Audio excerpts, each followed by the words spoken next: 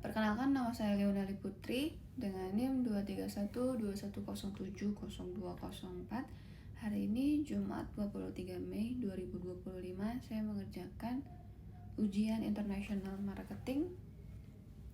Untuk program studi saya adalah Marketing Communication.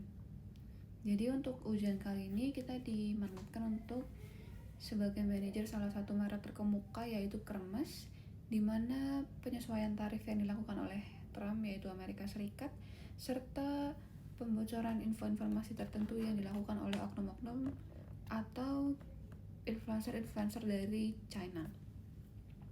Lalu bagaimana cara kita menyikapi serta strategi yang akan kita laksanakan untuk merek Kremes itu sendiri. Lalu yang pertama, apakah global marketing masih diperlukan? Jawabannya adalah ya, sangat dan masih diperlukan. Kenapa? Karena pasar global terus memainkan perannya tersendiri, yaitu global marketing itu juga memiliki peran yang dimana peran tersebut menjadi peran penting dalam pertumbuhan market dari jangka panjang. Jadi apabila kita tidak melakukan global marketing, maka pasar kita akan stuck ataupun nyangkut di sana-sana aja. Lalu selain itu dapat mengurangi ketergantungan terhadap satu area dan dibantu oleh diversifikasi pasar. Selain itu juga global marketing dapat mempertahankan eksistensi merek dagang tertentu di pasar global yang dimana terutama di Eropa, Timur Tengah maupun Asia Tenggara yang dimana tingkat konsumtifnya lumayan tinggi. Lalu yang kedua adalah strategi STP internasional yang tepat untuk Kremes itu sendiri. S itu kita mulai dari segmentation yang dimana kita mensegmentasikan berdasarkan gaya hidup, tingkat pendapatan, serta fokus terhadap penjualan di kota-kota maju. Kenapa kita harus mementingkan gaya hidup maupun tingkat pendapatan? Dikarenakan merek Kremes ini sendiri merupakan salah satu brand luxury yang dimana salah satu barang yang dijual itu bisa melebihi harga yang fantastis yang bisa dimulai dari 300 juta, 500 juta maupun bisa dalam angka miliaran. Jadi apabila kita mensegmentasikan untuk pasar yang di bawahnya, maka itu tidak akan masuk ke dalam kategori pasar sehingga tidak tepat sasaran.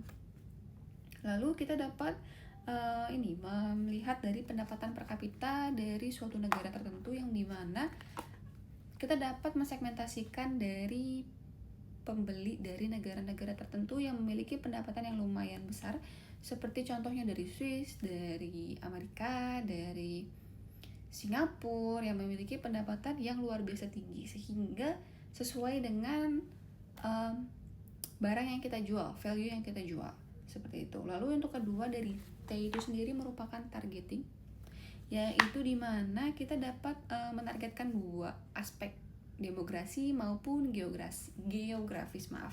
Dari demografi itu sendiri kita dapat dari usia maupun dari gender. Kita mulai dari usia dulu. Sebenarnya untuk dari barang Kremes itu sendiri bisa digunakan oleh segala kalangan, dari anak muda maupun dari orang tua. Jadi kita mensegmentasikan barang ini karena ini merupakan tas ataupun barang-barang yang bisa digunakan sehari-hari. Kita mensegmentasikannya dari usia 25 hingga 45 tahun, yang dimana masih usia-usia produktif sehingga tingkat konsumsi barang-barang luxury ini masih cukup tinggi. Lalu untuk orang-orang atau masyarakat yang tinggal di kota dan melek akan tren atau style. Jadi apabila kita mentargetkan untuk orang-orang yang tinggal di kota yang melek akan style, pasti otomatis akan mengikuti kemajuan dari style itu sendiri, sehingga apabila kita mengeluarkan produk yang baru itu akan mendukung mereka untuk membeli dari produk kita itu sendiri. Lalu yang kedua ada geografis, yang dimana kita dapat, seperti yang saya bilang tadi, kita dapat menargetkan dari negara-negara maupun benua-benua yang memiliki pendapatan per kapita per tahun yang lumayan tinggi sehingga sesuai dengan apa yang kita harapkan dari pembeli itu sendiri. Lalu yang ketiga ada positioning atau penempatan. Ini merupakan menunjukkan identitas Amerika yang dimana memiliki kualitas yang premium dan eksklusif. Seperti yang aku bilang tadi bahwa Kremes atau barang yang kita sudah pegang ini merupakan salah satu brand luxury, yang dimana kata luxury ini sendiri juga selaras dengan adanya eksekutif dan eksklusif, yang dimana tidak semua kalangan maupun tidak semua orang dapat mengakses dan memiliki barang itu sendiri, sehingga kita dapat mengidentitaskan diri kita sebagai barang yang mempunyai barang premium dari Amerika Serikat. Karena seperti yang kita ketahui, barang-barang yang biasanya diproduksi oleh China, kita semua tidak mempercayainya dikarenakan barang yang mudah rusak, barang cloningan. Tetapi sebenarnya dalam hal yang dibocorkan dalam kasus kemarin dari penerapan tarif sehingga pembocoran informasi dari China, sebenarnya bahwa merek-merek dagang dari Europe itu menggunakan, kompetitor itu menggunakan barang-barang yang diimpor langsung dari China tanpa merek dagang, sehingga mereka membelinya itu dalam harga murah dan mereka menjual kembali dengan menempelkan merek dagang mereka itu sendiri.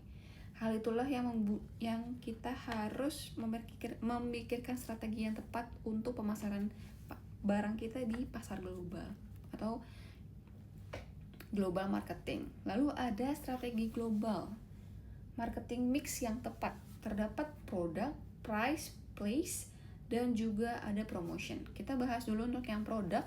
Kita harus tetap menjunjung tinggi kualitas serta transparansi nilai akan kualitas itu sendiri. Jadi apabila kita memiliki produk yang baik, itu akan diikuti juga dengan para peminat serta pembeli yang baik, juga dengan keefektivitasan barang sesuai dengan nilai dan harga yang kita jual. Lalu kita juga dapat memberikan hal seperti limited edition yang sehingga itu menarik minat, semakin banyak minat juga dari para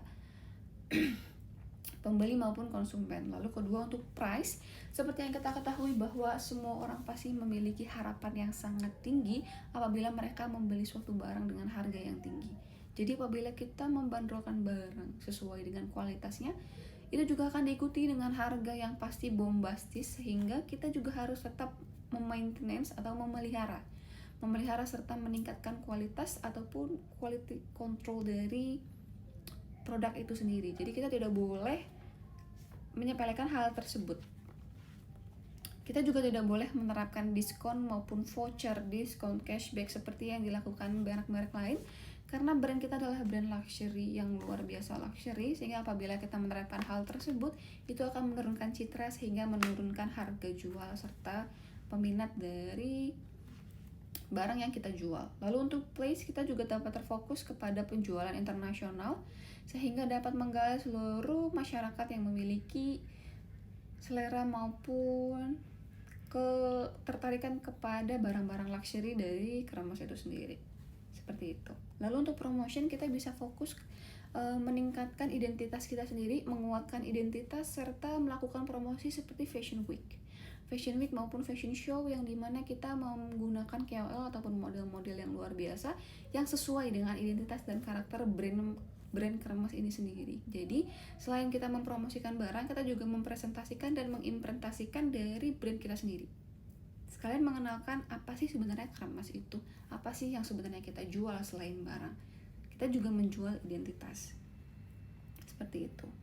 Lalu apabila kita dipekerjakan perusahaan tas mewah Cina dengan etnosentrisme, strategi awal pemilik harus dididik tentang pementingan lintas budaya, karena apabila kita memiliki brand, walaupun di produk dari manapun, apabila dari beda budaya, itu akan memiliki dua pemahaman yang berbeda. Jadi kita harus menguatkan identitas kita di sana meskipun ada budaya yang berbeda, seperti itu. Untuk seperti yang saya sudah jabarkan tadi, untuk referensinya sudah saya tulis semua di PowerPoint yang sudah ada.